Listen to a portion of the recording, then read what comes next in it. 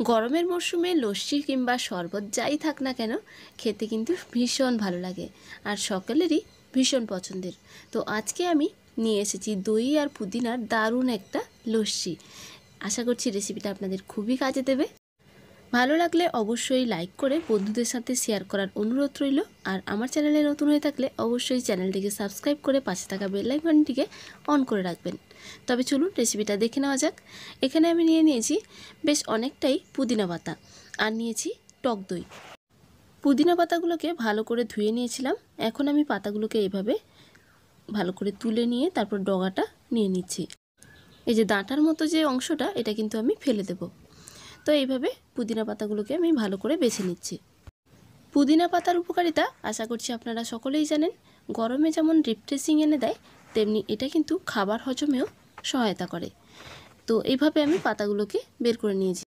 এবার আমি একটা মিক্সি জারের মধ্যে পাতাগুলোকে দিয়ে দিলাম, সমস্ত পাতা দিয়ে দিলাম, আর দুটো ডগা আমি রেখেছি, সেটা পরে লাগবে। তো পাতাগুলো দেওয়ার পর অল্প একটু জলও দিয়ে দিলাম, সাথে দিয়ে দিচ্ছি 3 চামচের মতো চিনি। চিনিটা আপনারা স্বাদ বুঝে দেবেন, বেশি চিনি খেতে ভালো লাগলে বেশি দেবেন, কম খেতে ভালো লাগলে কম দেবেন।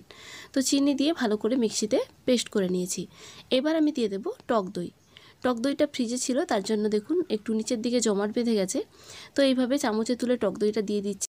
তবে পুদিনা পাতাটাকে অবশ্যই আগে থেকেই পেস্ট করে নেবেন। আমি ভালো করে পেস্ট করে নেওয়ার পর বা জুসটা বের করে নেওয়ার পর এর মধ্যে আমি টক দই দিয়ে সাথে একটু বরফের টুকরোও দিয়ে দিচ্ছি। এই প্রচণ্ড গরমে রোদ থেকে ফেরার পর যদি এই ধরনের শরবত কিংবা লস্যি থাকে, তাহলে প্রাণ মন সবই কিন্তু জুড়িয়ে যাবে। আর এইভাবে বানালে তো কোনো কথাই হবে না, যাকে খাওয়াবেন সে আপনার প্রশংসা করবে। তো দইটাকে দিয়ে আবারও আমি মিক্সিতে একবার ঘুরিয়ে নিয়েছি। আর এইভাবে দেখবেন ফেনা ফেনা হয়ে যাবে, এটাই কিন্তু খেতে বেশ লাগবে। এবার আমি এর মধ্যে দিয়ে দেব অল্প একটু বিট নুন। বিট নুনটাকে আগে থেকে দেবেন না, যখনই লস্যি বানানো হয়ে যাবে তারপরে দেবেন, এতে করে ফ্লেভারটা ভালো থাকে।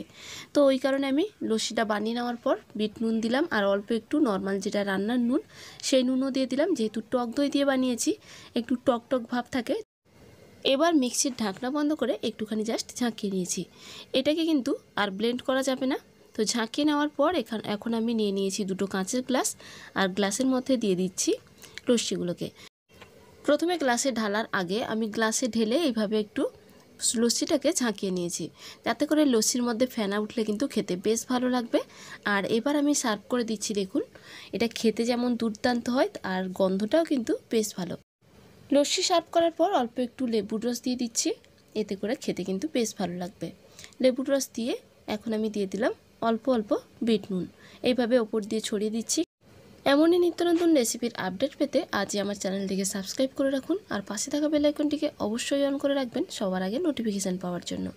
ভালো থাকবেন, সুস্থ থাকবেন, দেখা হচ্ছে নতুন কোনো রেসিপি নিয়ে।